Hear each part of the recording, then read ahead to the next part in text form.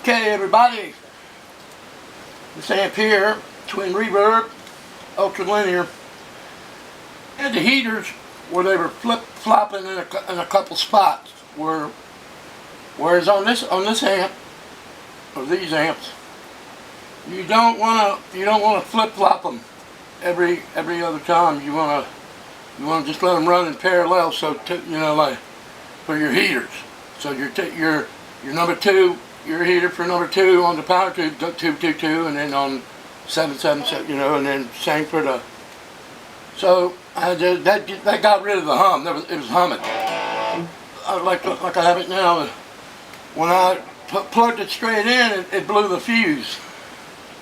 Well, what was happening was I had a shorted power tube. So I put a fresh set of tubes. Power tubes, and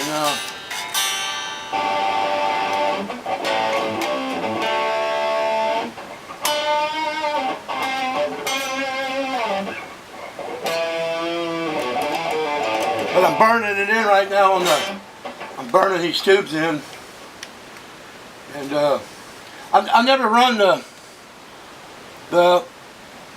for the normal channel. I don't run the 12AX7 for it.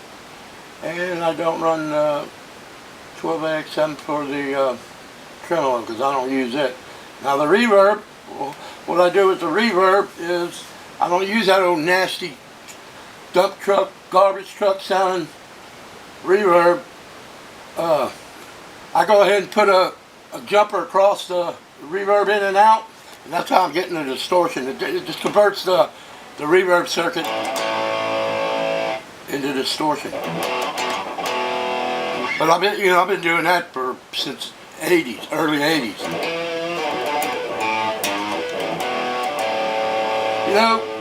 And this guy, tell me, oh man, those silver face ultra linear fenders, they suck, man. You need to get it black faced. And you can't really, black face is a black face. There's nothing wrong with a black face. But these things are its own beast, man, and there's a lot of people don't know how to configure them, like for this, because they don't know that. You could configure it for metal with one resistor. That 130 watts of that.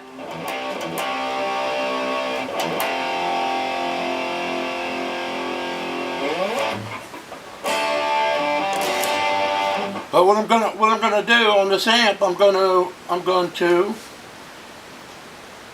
open it up so that theoretically the reverb is gonna come through the normal channel and the vibrato channel, which it already does. Okay, and for me, it's gonna be distortion. It's not gonna be that reverb tank. I mean, I don't really care for them, I'll just stick a, you could put a tube loop in there by using the vibrato tremolo, whatever, tremolo tube, and make a tube buffered effects loop in these. Man, they sound great. A lot of things you can do with these amps, man.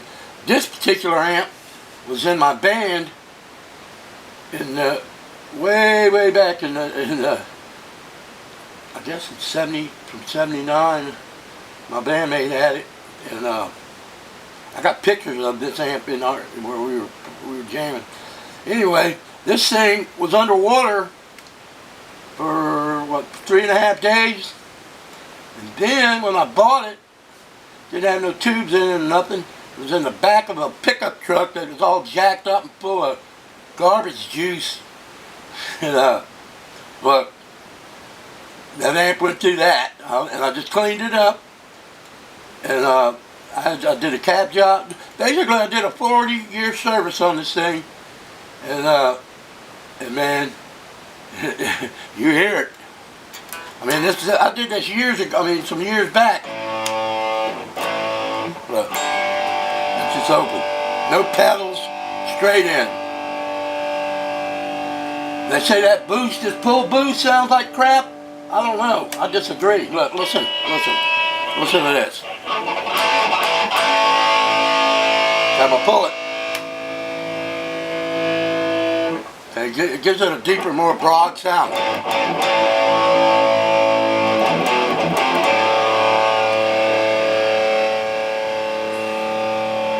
I mean, people tell, the guy, they go, oh, the man sucked. Yeah, well, you don't know the business.